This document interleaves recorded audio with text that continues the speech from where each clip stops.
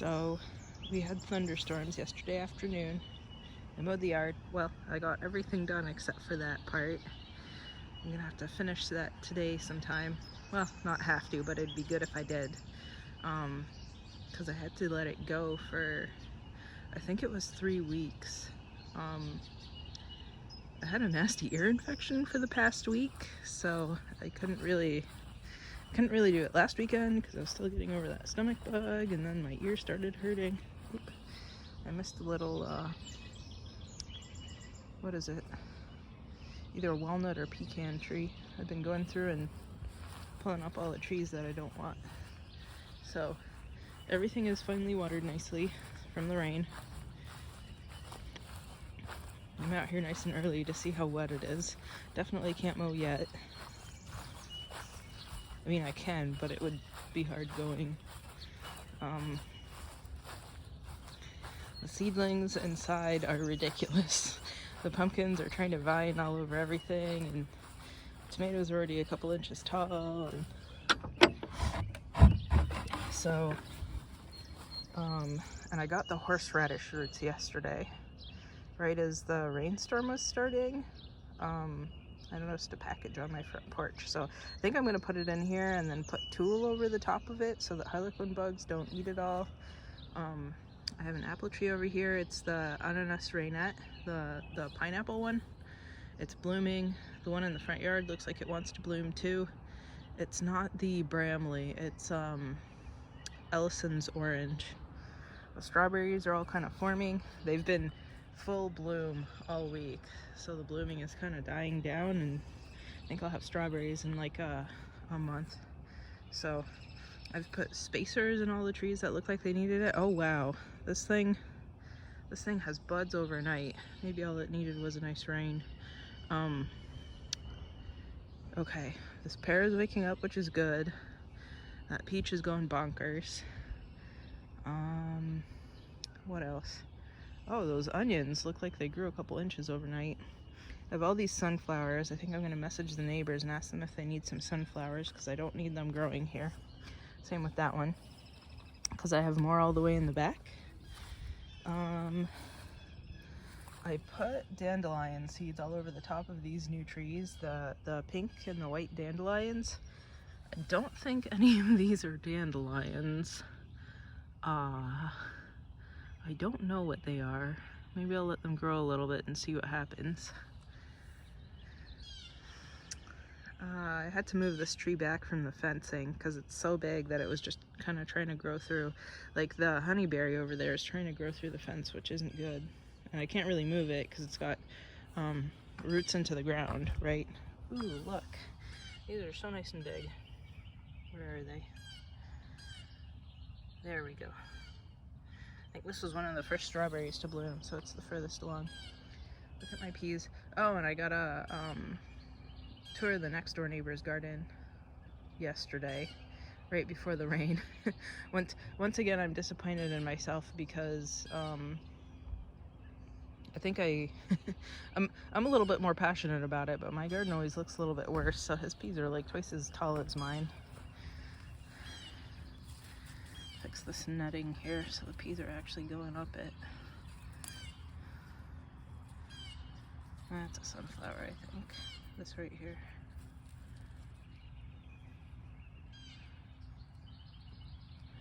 I think these are those purple tendril peas. And that's a fava bean.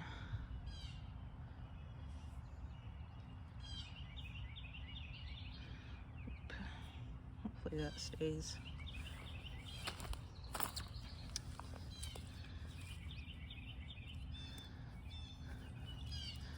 Maybe I might plant the beans directly in the ground, and they can grow up the trellis and not fight for root space with the peas. Maybe not. I guess I still have a couple weeks to think about it. Like the climbing beans, right? Not the fava beans. The carrots once again are shading everything out. I thought the onions might be able to compete with them. We'll see. They could still possibly, but they're definitely not winning. Let's go look at the asparagus.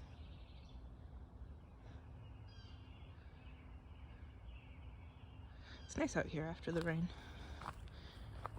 Figuring out where to step so that I'm not smushing strawberries is interesting. So I have all sorts of, look at this, it's like the size of my thumb. I have all sorts of asparagus coming up, which is nice. This one must have caught in some frost or something, I don't know. There's more peas here, right? Like there's peas along here and peas along here. There's something that looks like melons maybe coming up over there. If there were pumpkins, I think the baby leaves would be a little bit bigger. So it might be from all the melon seeds I put in my compost last year, because I mixed in a lot of compost there that month or two ago. And I don't know if you can see over there, there's purple asparagus, because I got a couple of roots from the neighbor maybe last spring before the growing season. So they're nice and juicy looking. I've already broken off a couple of them.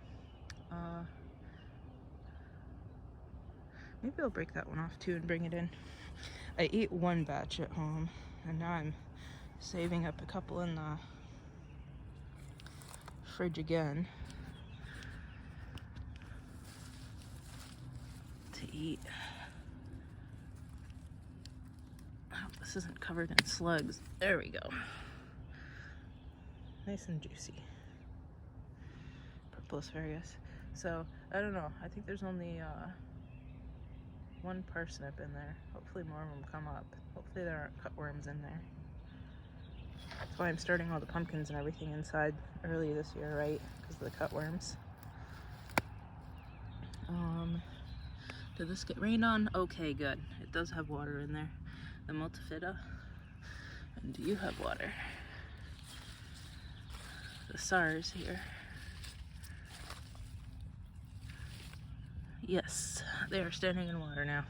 They were dry yesterday, and I was thinking to myself, do I water or do I just wait for the rain? So I just waited for the rain. Look at all these potential strawberries. So it's supposed to rain again on Thursday. I hope it does. The strawberries will fill up nicely. And then hopefully in a month it's nice and sunny and hot, so that I get sweet, sweet strawberries. What else do we want to look at? That might be kind of it for this time of year. I don't know if I pointed out that the cabbages that I tried to put out died. So next weekend, if the forecast looks like it's not going to be freezing for the week after, which is really our last potential frost date after that first week of May, then I'm gonna slowly acclimate those seedlings, put them out here and sit out with them for an hour or a couple hours the first day, and then a couple more hours the second day, a couple more hours the third day, because the squirrels have discovered my garden, so I can't leave them unattended because the squirrels will come and mess with them, even though I've been spraying the deer off stuff. So after the rain finished last night, after it was already dark, because I almost forgot, I went around the yard and kind of sprayed all of the trees that I'd planted around the whole entire yard, the fruit trees and the corners of the garden here. I think it's supposed to deter squirrels too. Ooh. Berry bush over there is kind of droopy from all the water, so it was maximum bloom a couple of days ago, so I hope I get a ton of gooseberries on it this year. Let's go look at the fruit cocktail and Mirabelle plum tree, because I have a lot of fruit set on that. I don't know if it'll stick or not, because I was talking to the neighbor whose garden always puts me to shame. So he has a, come on, close. So in his garden, ooh, did I just pinch that hose? So in his garden, his peach sets a lot of fruit, but he said that last year it set a lot of fruit, but they all dropped. So maybe he gets a lot of fruit set pretty often, but it all drops, and I don't know why. So I don't know if my trees will do the same, if I'll actually get the fruit to stick and ripen. Ooh, goldfinch. Do you see that? I'm excited. The birds are enjoying this. Oh, I think this is flax. And then what other interesting flower do I have? This one over here I think is columbine. I noticed the pink out of the corner of my eye the other day, and I was excited.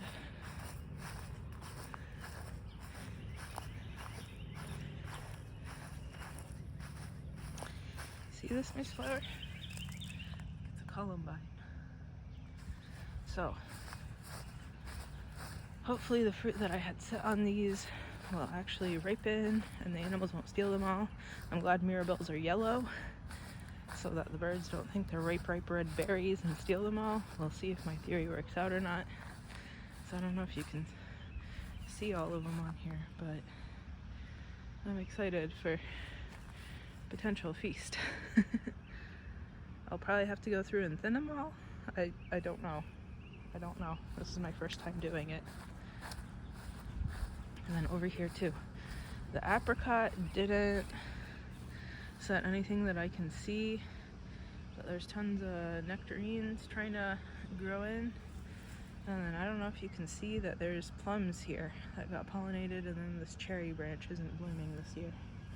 So I might have a nectarine or two, because I'm definitely going to thin this out because I had to cut off some of the roots to move it here from the ground, right? It had rooted through its pot into the ground. So definitely going to thin the nectarines, definitely going to thin the plums too, because a ton of them set. You can see it better from the other side. See all the plums in there.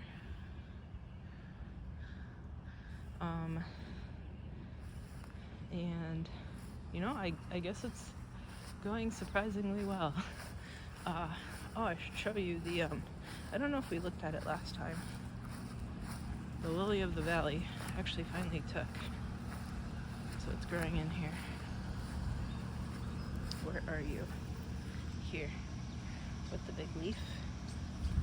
And the one over here is still blooming. So those kind of spread. The longer you leave them, the more they spread.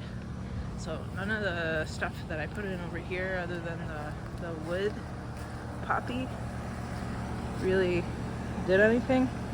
So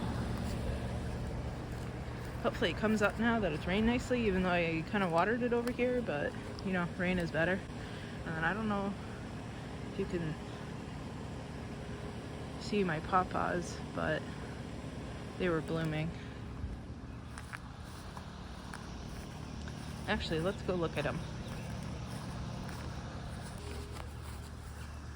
Here's those pawpaw blooms that I was trying to hand pollinate, but I don't think any of the fruit's set, because this one was blooming, this one was not, this one had one bloom, but it was kind of weird looking. So I don't think I'm going to get fruit set, but I think that's okay, because they need to put their energy into growing in and growing roots and stuff, and not making fruit.